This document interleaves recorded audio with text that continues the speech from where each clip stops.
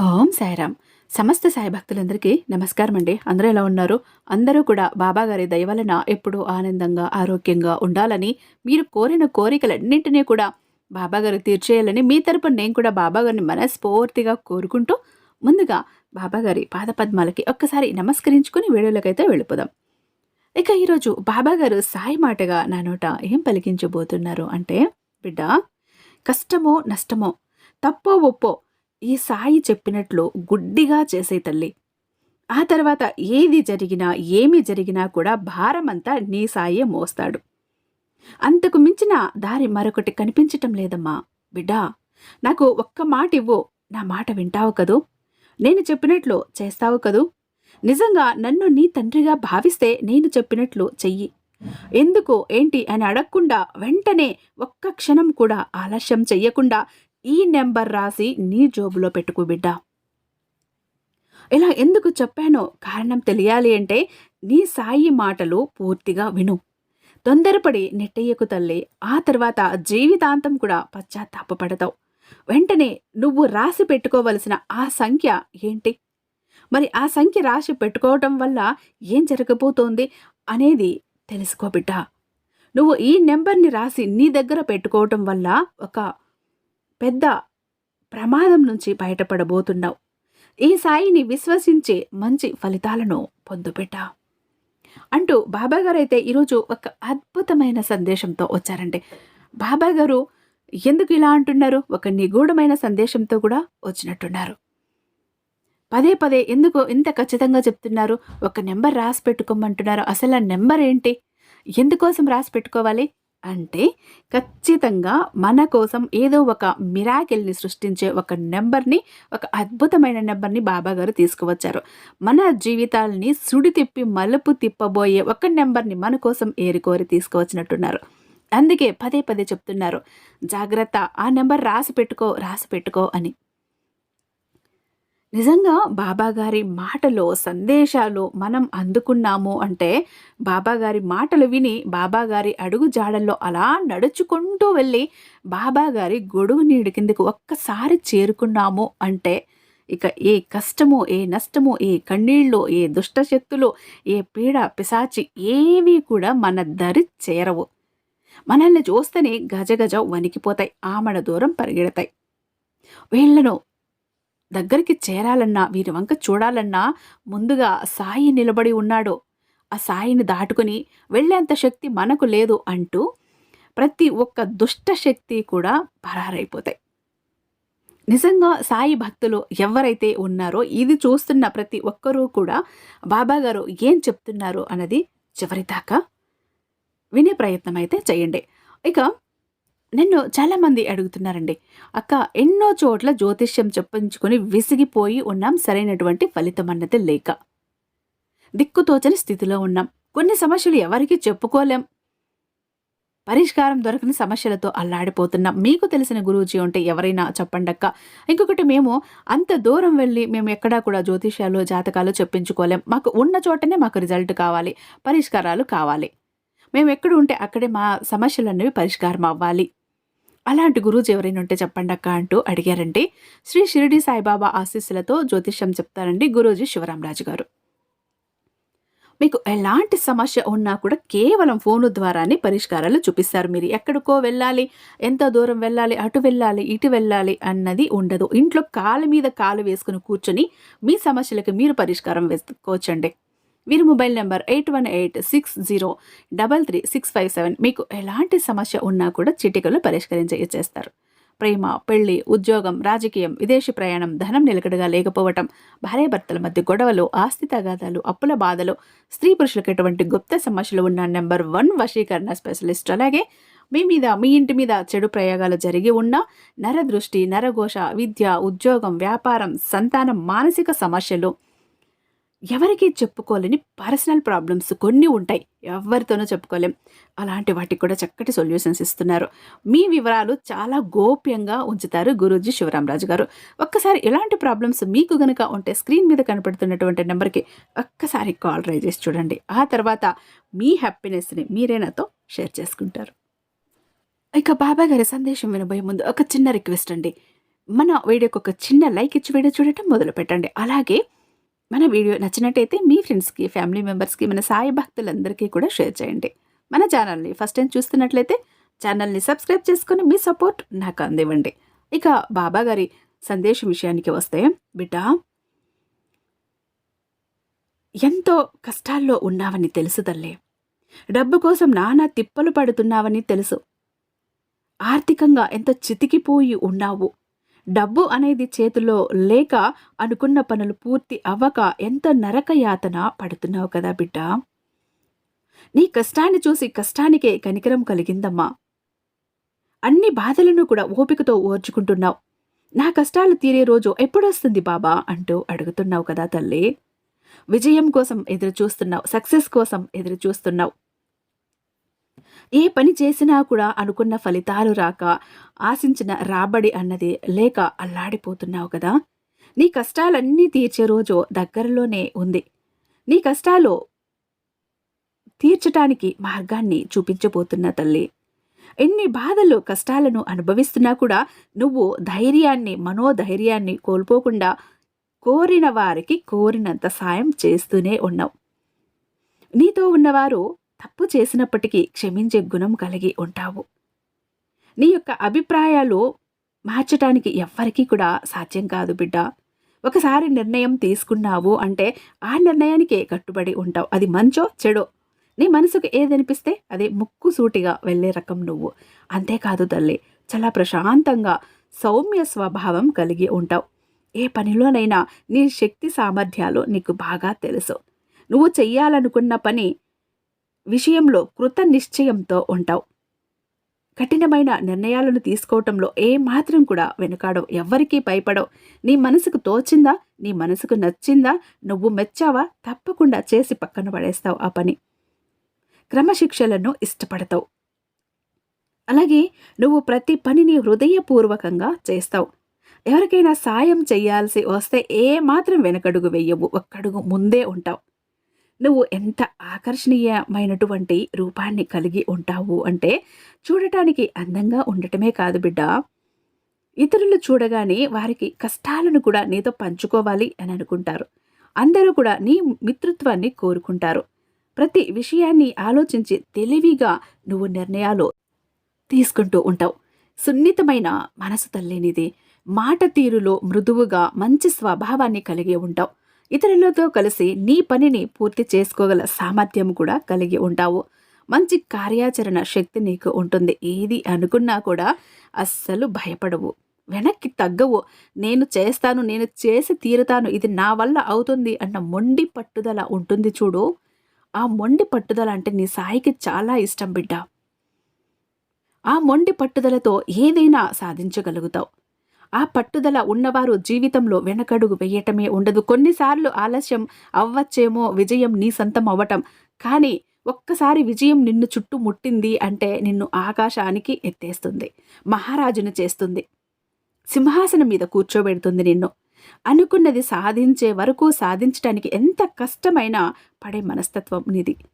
అంతేకాదు బిడ్డ, నీ మనసు ఎలాంటిది అంటే అందరినీ ప్రేమిస్తావు, అందరినీ ప్రేమగా పలకరిస్తావు, ప్రేమగా చూస్తావు, గౌరవిస్తావు. ఎక్కడా కూడా అహంకారం అన్నది చూపించవు.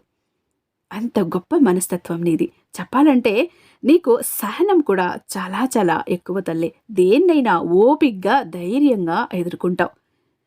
ఆ విషయంలో నువ్వు అందరికీ కూడా నచ్చేస్తావు. అందరికీ ఏంటి, నీ సాయికే నువ్వు నచ్చేస్తావు అలాంటి విషయంలో. బిడ్డా, నువ్వు ఎంత బాధను భరిస్తున్నప్పటికీ నీ బంధాలన్నింటినీ, నీ బాధలన్నింటినీ పంటి బిగువున భరించి ఎప్పుడూ కూడా ఎదుటివారి గురించి ఎక్కువగా ఆలోచిస్తావు. వాళ్ళు కష్టపడతారు, ఇబ్బందులు పడకూడదు అని చెప్పేసి కుటుంబం కోసం, ముఖ్యంగా నీ యొక్క బంధాల కోసం కష్టపడుతూ ఉంటావు. దానివల్ల నువ్వు బాధపడినా కూడా లెక్క చెయ్యకుండా నా వాళ్ళు బాగుండాలి, నా కుటుంబం బాగుండాలి, రేయింబవళ్ళు వాళ్ళ కోసమే కష్టపడుతూ ఉంటావు. అంటే కుటుంబం కోసం ఎక్కువగా బాధపడుతూ ఉంటావు. దానికంటే కూడా నువ్వు ఎక్కువ శాతం కుటుంబాన్ని దృష్టిలో పెట్టుకొని పని చేస్తావు తల్లి. నువ్వు పడే కష్టమంతా కూడా నీ కుటుంబం కోసమే, నీ వారి కోసమే. నీ సొంత వారి కోసమే, నీ చుట్టూ ఉన్నవారి కోసమే, నీ కోసం ఒక్కరోజు కూడా నువ్వు ఆలోచించి పాపాన పోలేదు కదా! ఇది నా కోసం చేసుకుంటే బావుంటుంది, నా సంతోషానికి చేసుకుంటే బావుంటుందని ఏ రోజైనా ఆలోచించావా తల్లి? అస్సలు లేదు. నీ కుటుంబం కోసం, నీ వారి కోసం, నీ ఇరుగు పొరుగు వారి కోసం, నీ తోటి వారి కోసమే ఎప్పుడు కూడా తపన పడుతూ, ఆరాటపడుతూ ఉంటావు. నీ మనసులో ఎప్పుడు ఇలా ఆలోచిస్తుంటావు కదా తల్లి! ఎట్టి పరిస్థితుల్లోనూ ఇంట్లో వాళ్ళకి ఏది తక్కువ కాకూడదు, ఏది తక్కువ లేకుండా ఉండాలి అని మరింత ఎక్కువగా ఆలోచిస్తూ, కష్టపడి అదంతా కూడా తీసుకువెళ్ళి కుటుంబం కోసమే ఖర్చు పెట్టేస్తుంటావు. నీకంటూ ఏది దాచుకోవు. అంత నిస్వార్థమైన మనసు తల్లి నీది. అయితే నువ్వు డబ్బు, సంపద, హోదాను చాలా ఇష్టపడతావు. నువ్వెక్కడున్నా కూడా ఆధిపత్యం లక్షణాలు ఎక్కువగా ఉంటాయి. స్థిరమైన స్వభావం నీ సొంతం ఉంటుంది. ఈ క్షణం ఒక మాట, ఇంకొక క్షణం ఇంకొక మాట, ఈ క్షణం ఒక నిర్ణయం, మరొక క్షణం మరొక నిర్ణయం అస్సలు తీసుకునే తత్వం కాదు. ఒక్కసారి నిర్ణయం తీసుకున్నావా అదే శాసనం అవుతుంది. నీ స్వంతం కూడా ఇలాంటి స్థిరమైన స్వభావం. ఎప్పుడూ కూడా ఎదుటివారికి సహాయం చేయటానికి సిద్ధంగా ఉంటావు. పెద్ద గుంపుకు భరోసాగా ఉంటావు. ఒక రకంగా చెప్పాలంటే లీడర్‌షిప్ క్వాలిటీస్ చాలా ఎక్కువగా ఉంటాయి బిడ్డ. ఏదైనా ఒక విషయంలో ఒక్కసారి నిర్ణయించుకుంటే సాధించే వరకు అస్సలు వదలవుగా. మొండిదానివి, జగమొండి. నీకు కావాల్సిన వాటిని పొందటానికే ఎంతో ప్రయత్నించే స్వభావం కలిగి ఉంటావు. నీ మనస్తత్వం ఎలా ఉంటుందంటే తల్లి, అన్నీ లోపలే దాచేసుకుంటావు. ఇలాంటి లక్షణాలు ఉన్నవారిని అందరూ కూడా నమ్ముతారు. ఇంకో ముఖ్యమైన విషయం ఏంటో తెలుసా తల్లి? మిత్రులకు అవసరమైనప్పుడు అందుబాటులో ఉంటావు. వారు ఏ కష్టంలో ఉన్నా, ఏ బాధలో ఉన్నా, అనారోగ్య సమస్యలో ఉన్నా ఒక్కసారి నిన్ను పిలవగానే పరుగు పరుగున ఉరుక్కుంటూ వెళ్తావు. నీకు నేనున్నాను, భయపడకు. నీ బాధ నా బాధ కాదా? నా ప్రాణం అడ్డు వేసినా నీకొచ్చిన కష్టాన్ని దూరం చేస్తాను అంటూ ముందుంటావు. అలా నిన్ను ప్రతి ఒక్కరూ కూడా నమ్ముతారు, ఇష్టపడతారు, గౌరవిస్తారు. అయితే ఒక్కొక్కసారి తెలుసో తెలియకో కొన్ని పనులు చేసేస్తుంటావు బిడ్డ. నిన్ను చూసుకున్నట్లయితే కనుక చాలా వరకు కూడా కొన్ని విషయాల్లో, ముఖ్యంగా నమ్మకాల విషయంలో చాలా అమాయకంగా ఉంటావు. అదేంటంటే నువ్వు ఇలా చేస్తే నీకు బాగుంటుంది, కానీ లేకపోతే నువ్వు ఇలా చేయటం వల్ల నీకున్న కష్టాలు తీరుతాయి అని ఎవరైనా ఉచిత సలహాలు ఇచ్చారో అనుకో, వాళ్ళు తెలిసి తెలియక ఇచ్చినా కూడా, ఆ సలహాలు చెప్పినా కూడా ఖచ్చితంగా వాటిని గుడ్డిగా నమ్మేస్తావు. ఇతరులని ఎక్కువగా నమ్ముతూ ఉంటావు. ఎలాంటి సమస్యల వల్ల కూడా నువ్వు చాలా వరకు చిక్కుల్లో పడే అవకాశాలు ఎక్కువ ఉంటాయి బిడ్డ. ఇంత మంచితనం ఉంది, ఇంత ఓపిక ఉంది, ఇంత ధైర్యం ఉంది, ఇంత తెలివి ఉంది, ఎదుటివారు ఏదైనా చెప్పినప్పుడు నా మంచికేగా అని ఆలోచించటం మానేసి ఒక్క క్షణం ఆలోచించు. వీరు చెప్పిన దాంట్లో నిజముందా, అబద్ధముందా, వీరికి తెలిసి చెప్పారా, తెలియక చెప్పారా అన్న ఒక్క నిమిషం ఆలోచించు బిడ్డ. అంతా నీకు అర్థమైపోతుంది.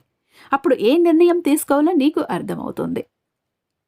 ఎందుకు ఇంతగా చెప్తున్నానంటే, నీది చాలా చాలా మంచి మనసు, సున్నితమైన మనసు. అందుకనే నా ప్రియమైన బిడ్డకు ఏ కష్టం రాకూడదని నిన్ను పదే పదే హెచ్చరిస్తున్నాడు నీ సాయి, నీ తండ్రి.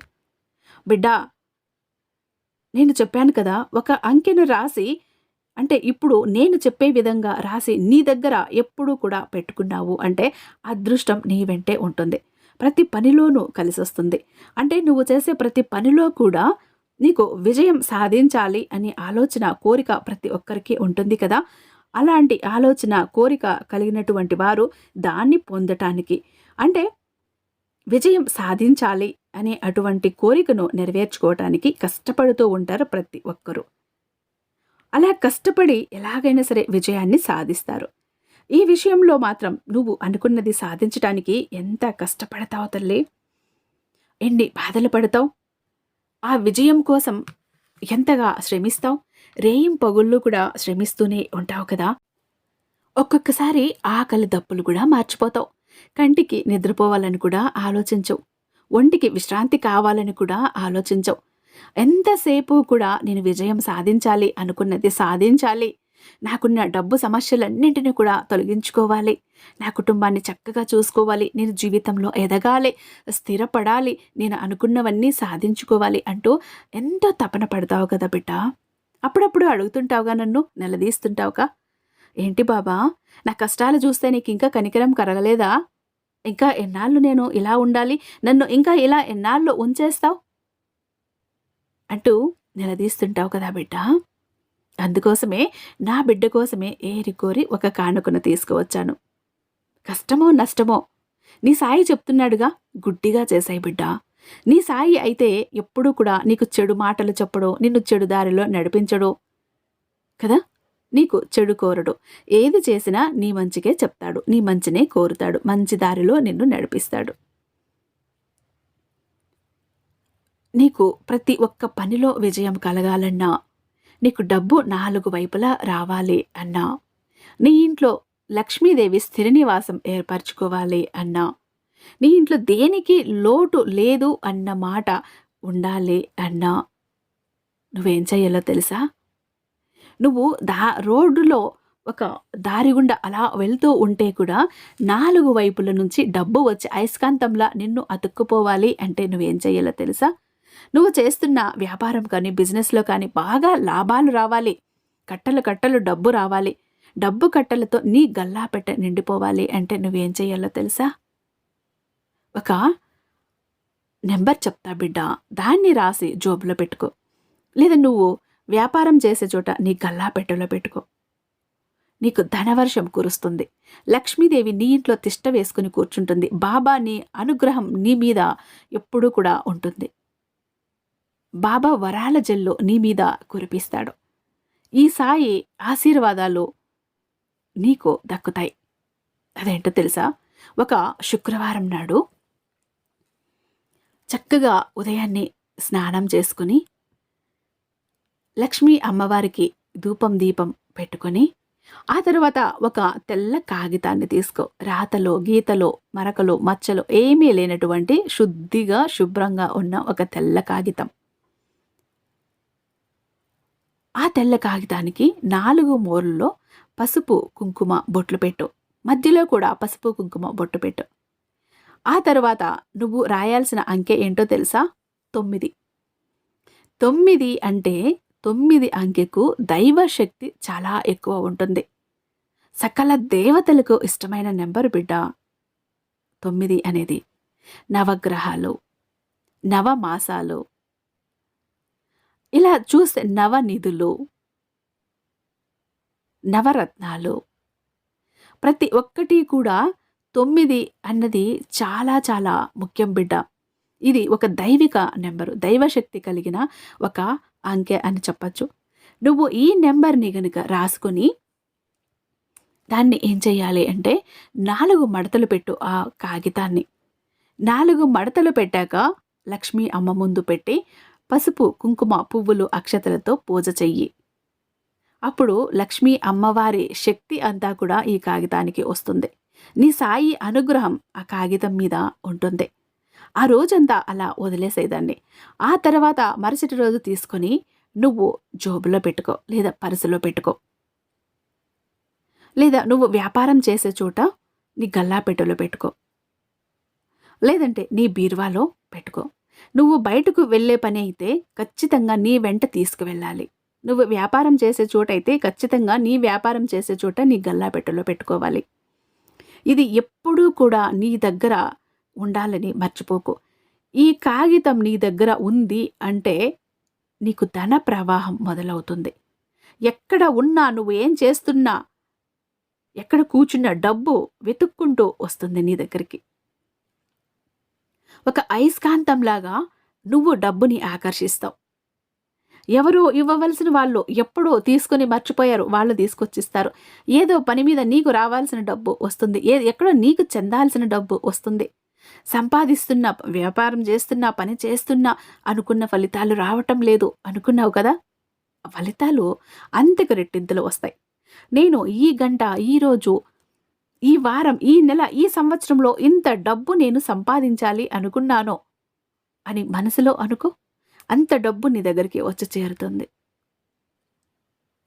ఎంత అద్భుతంగా పనిచేస్తుందంటే, ఏ పని చేసినా, ఏ పని తలపెట్టినా కూడా అందులో నీకు విజయం లభిస్తుంది. ప్రతి ఒక్క పనిలోనూ, అన్నింటిలో కూడా నువ్వే ముందుంటావు. అన్నీ జరిగి తీరుతాయి. ఇది జరగలేదు అన్న మాటే ఉండదు బిడ్డా. ఇంతకు ముందు నీ జీవితం ఒక లెక్క. ఇక ఈ అంకె ఏదైతే ఉందో అది రాసి పెట్టుకున్నాక ఇంకొక లెక్కలా మారిపోతుంది నీ జీవితం. అద్భుతంగా ఉండబోతోంది. నీ సాయి చెప్పాడు కదా! గుడ్డిగా నమ్మి రాసేసుకొని జోబులో పెట్టుకో తల్లి. ఎంత మార్పు తీసుకువస్తుందో నీ జీవితంలో నీ కళ్ళారా నువ్వే చూస్తావు. నీ సాయి నీ జీవితంలో అద్భుతాలను సృష్టించాలని ఈ నంబర్‌ని, ఈ అంకెను నీకు అందిస్తున్నాడు ఈరోజు.